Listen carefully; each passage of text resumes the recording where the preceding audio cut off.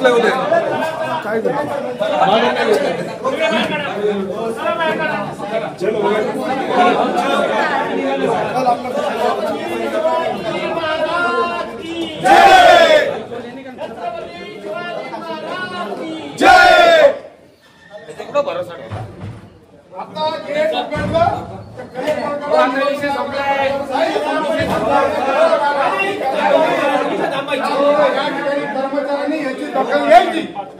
बाबा शेठ काय झालं?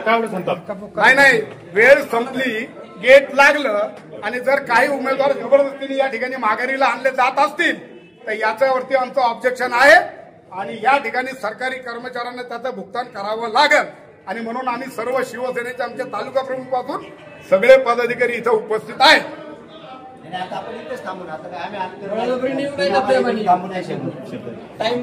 काय होत होतं नेमकी काम आता काय होत होतं म्हणजे नेमक्या वेळेला 1 मिनिट अगोदर काही मोठा जथ्था आला, काही लोक आत गेले असं त्यांचं म्हणणं होतं की कुणीतरी येत आहे.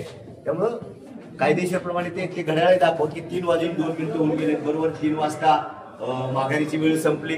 साहेबांनी सांगितलं होतं की सगळ्यांनी आता थांबा, आता कोणाला आत घेणार नाही. आणि आम्हाला शंका आहे की कोणाला तरी जबरदस्ती प्रेमाने आणून नंतर ती माघारी होऊ शकते, म्हणून आम्ही इथे थांबलोय. कायदेशीर जी प्रक्रिया आहे ती कायद्याने पार पडावी अपेक्षा. आता कोण आतमध्ये आहे का म्हणजे उमेदवार? दुपारपासून काही नेते मंडळी उमेदवारांवरती दबाव तंत्र टाकायचं काम चालू आहे. त्याच्यामध्ये आमची जी राष्ट्रवादी शरद पवार गट आणि उबाठा गट याचा जो पॅनल आहे, या अनेक उमेदवारांवरती या ठिकाणी दबाव तंत्र, पैशाचं आमिष दाखवण्याचं काम चालू आहे.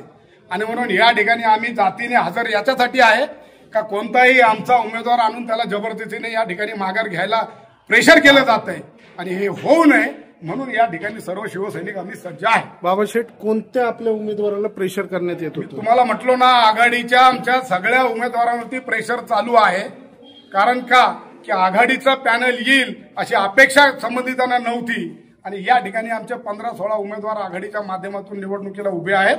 त्या प्रत्येक उमेदवारावरती या ठिकाणी दबाव तंत्र टाकण्याचं काम सकाळपासून चालू आहे. वेळ आल्यानंतर आम्ही प्रचाराच्या माध्यमातून जनतेसमोर जाऊ आणि या सगळ्यांचा खेळ उघडा पाडू. धन्यवाद सर.